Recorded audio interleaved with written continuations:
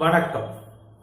காயமே காயமே உடலே மருத்துவர், காய்கறிகளே மருந்து.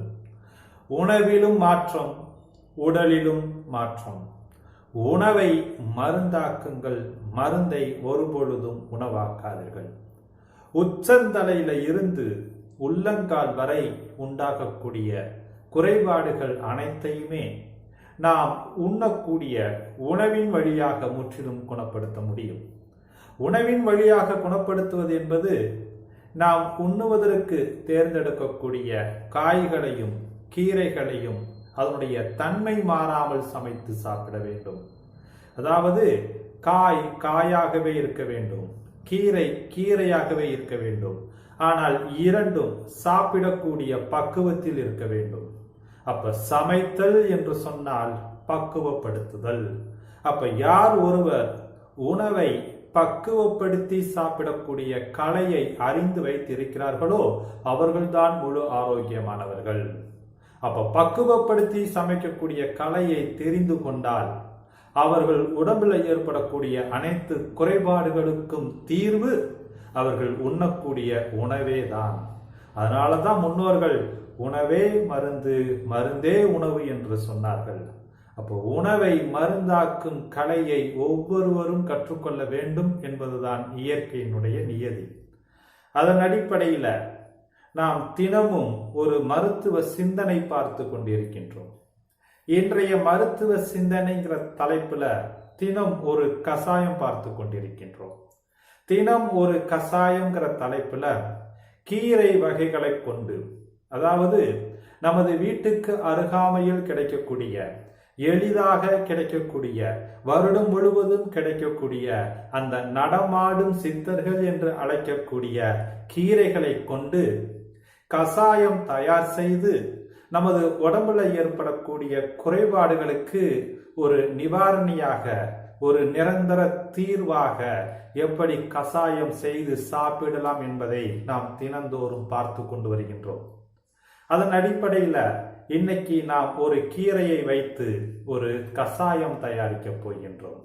அது எந்த கீரை என்று கேட்டால் பிரண்டை கீரை. பிரண்டை தண்டு மற்றும் பிரண்டை கீரையை வைத்து ஒரு கசாயம் தயாரிக்க போகின்றோம். பிரண்டை, இதை பற்றி தெரியாதவர்கள் யாரும் கிடையாது. பொதுவாகவே பிரண்டையில் எத்தனை வகையான பிரண்டைகள் இருக்கின்றன? சாதாரண பிரண்டை, சிகப்பு பிரண்டை, உருண்டை பிரண்டை, முப்பிரண்டை, தட்டை பிரண்டை, களிப்பிரண்டை, தீப்பிரண்டை, புளிப்பிரண்டை, ஓலைப்பிரண்டை என்று பல வகைகளில் இந்த பிரண்டைகள் கிடைக்கின்றன. ஆனால் நம்மளுடைய தட்பவெப்ப நிலையில நமக்கு கிடைக்கக்கூடிய பிரண்டை சாதாரண பிரண்டை என்று சொல்லக்கூடிய 4 பட்டைகளை கொண்ட பிரண்டை தான் நமக்கு அதிகமாக கிடைக்கின்றது. அப்ப எந்த வகை பிரண்டைகளை நீங்கள் எடுத்துக்கொண்டாலும் பலன் ஒண்ணுதான்.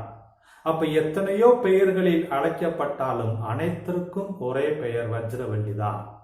அப்போ நம் பிரண்டை, இந்த சாதாரண பிரண்டை, நமக்கு எளிதாக கிடைக்கக்கூடிய இந்த சாதாரண பிரண்டை என்று சொல்லக்கூடிய 4 பட்டைகளை கொண்ட அந்த பிரண்டையை துவையல் செய்து சாப்பிட்டு வந்தாலே நல்ல பலனை கொடுக்கக்கூடியது.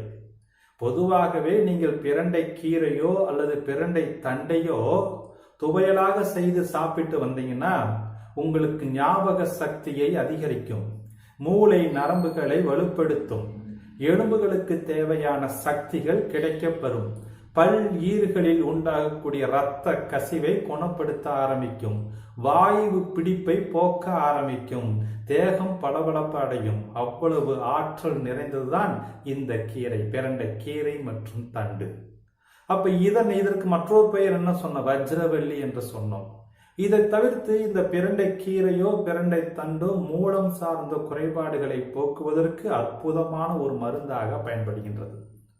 அப்ப இதனுடைய இயற்கையான தன்மை என்ன என்று கேட்டால், இது ருதுவை உண்டாக்கக்கூடியது. ருதுவை உண்டாக்கக்கூடியது, பசியை தூண்டக்கூடியது. அப்போ அவ்வளவு ஆற்றல் நிறைந்த இந்த பிரண்டை தண்டை வைத்து நாம் ஒரு கசாயம் தயாரிக்க போகின்றோம். அந்த கசாயத்திற்கு பெயர் என்ன கேட்டீங்கன்னா பிரண்டை தண்டு பூண்டு கசாயம். பிரண்டை தண்டு பூண்டு கசாயம். இந்த பிரண்டை தண்டு பூண்டு கசாயம் எந்த குறைபாடுகளுக்கு மருந்தாக அமையப் போகிறது என்று கேட்டால், இதயம் சார்ந்த குறைபாடுகளினால் துன்பப்பட்டு கொண்டிருப்பவர்கள் அல்லது பாதிக்கப்பட்டு இருப்பவர்களுக்கு ஒரு அருமருந்தாக விளங்கக்கூடியது இந்த பிரண்டை தண்டு பூண்டு கசாயம். இப்ப இந்த பிரண்டை தண்டு பூண்டு கசாயம் செய்வதற்கு தேவையான பொருட்கள்: ஒரு கையளவு பிரண்டை தண்டு, பூண்டு 10 பல்லு, வாத நாராயணன் கீரை ஒரு கையளவு அல்லது ஒரு கையளவு அல்லது ஒரு கைப்பிடி அளவு, மிளகு ஒரு 10 மிளகு, மஞ்சள் சிறிதளவு. அப்ப பிரண்டை தண்டு பூண்டு கசாயம் செய்வதற்கு தேவையான பொருட்கள் எத்தனை? 4. என்னென்ன? பிரண்டை தண்டு அளவு ஒரு கைப்பிடி அளவு, பூண்டு 10 பல்லு, வாத நாராயணன் கீரை ஒரு கைப்பிடி அளவு, மிளகு 10 மிளகு, மஞ்சள் சிறிதளவு. அப்ப இந்த 5 பொருட்களை வைத்து நாம் கசாயம் எப்படி தயாரிக்கலாம் என்பதை பார்க்கலாமா?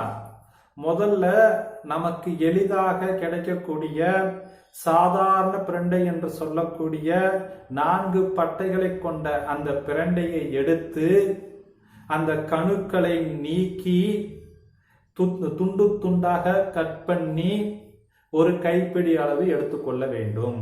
முதல்ல என்ன செய்யணும்?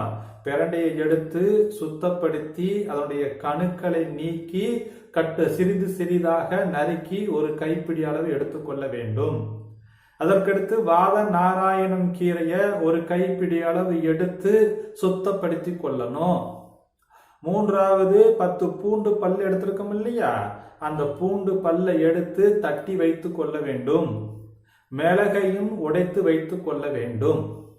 அப்போ நறுக்கி எடுத்து வைத்திருக்கக்கூடிய அந்த பிரண்டை தண்டு, வாத நாராயணன் கீரை, பூண்டு பல்லு, மிளகு, இந்த 4யுமே ஒரு பாத்திரத்தில் போட வேண்டும். பாத்திரத்துல போட்டு ஒரு 1/2 லிட்டர் தண்ணீர் ஊற்றி அதுல சிறிதளவு மஞ்சள் தூளை சேர்த்து அடுப்பில் வைத்து நன்கு கொதிக்க வைக்க வேண்டும்.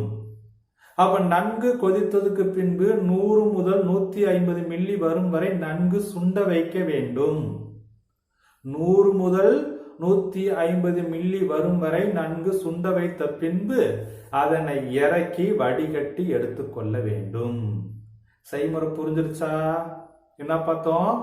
பிரண்டையை எடுத்துக்கிட்டோம், கணுக்களை நீக்கி சிறிது சிறிதாக நறுக்கி வைத்து கொண்டோம்.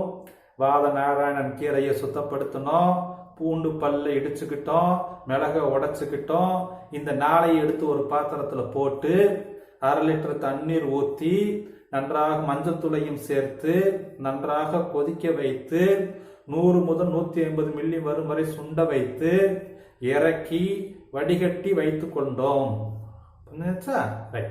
இப்போ இந்த கசாயத்தை யார் குடிக்க வேண்டும், எப்பொழுது குடிக்க வேண்டும், எந்த குறைபாடு உள்ளவர்கள் குடிக்க வேண்டும் என்பதை நாம் தெரிந்து கொள்ளணுமா இல்லையா? அப்ப இந்த கசாயம் இருதயம் சார்ந்த குறைபாடுகளினால் துன்பப்படுபவர்களுக்கும், இருதயம் சார்ந்த குறைபாடுகளுக்கு மருந்து மாத்திரைகள் எடுத்துக்கொண்டு இருப்பவர்களுக்கும் ஒரு வரப்பிரசாதமாக அமையும். அப்ப இருதய குறைபாடு உள்ளவர்கள் இந்த கசாயத்தை தயார் செய்து காலை வேளையில வெறும் வயிற்றுல குடித்து கொண்டு வரலாம். அல்லது சாப்பிட்டதுக்கு பின்பு ஒரு 1.5 மணி நேரம் கழித்து குடிக்கலாம். ஒன்று சாப்பிடுவதற்கு முன்பு அல்லது சாப்பிட்டு ஒரு 1.5 மணி நேரம் கழித்து குடிக்கலாம். யார் குடிக்க வேண்டும்? இருதயம் சார்ந்த குறைபாடுகளினால் துன்பப்பட்டு கொண்டிருப்பவர்களும் மருந்து மாத்திரை எடுத்துக்கொண்டு இருப்பவர்களுக்கும் இந்த பிரண்டை தண்டு பூண்டு கசாயம் ஒரு வரப்பிரசாதமாகும். அப்ப இந்த கசாயத்தை தயார் செய்து காலை வேளையில தொடர்ந்து குடிச்சுக்கிட்டு வாங்க. நீங்கள் எடுத்துக்கொண்டிருக்கின்ற அந்த மருந்து மாத்திரைகளோடு இந்த கசாயத்தையும் தொடருங்கள். இதனால் ஏற்படக்கூடிய உடலினுடைய முன்னேற்றத்தை உணருங்கள். உணர்ந்து கொஞ்சம் கொஞ்சமாக மாத்திரையிலிருந்து நீங்கள் விடுபடுவதற்கு இந்த கசாயம் உங்களுக்கு உறுதுணையாக இருக்கும் என்பதில் எந்தவித சந்தேகமில்லை. அப்ப இந்த அற்புதமான ஒரு கசாயத்தை தயார் செய்து குடித்து பார்த்து அதன் பலனை உணர்ந்து மற்றவர்களுக்கு நாம் இதனை தெரியப்படுத்தலாம் அல்லவா? முயற்சித்து பாருங்கள், நல்ல பலனை உணருங்கள். மீண்டும் ஒரு கீரையை வைத்து ஒரு எளிதாக கசாயம் செய்வது எப்படி என்பதை நாளை பார்க்கலாம். நன்றி, வணக்கம்.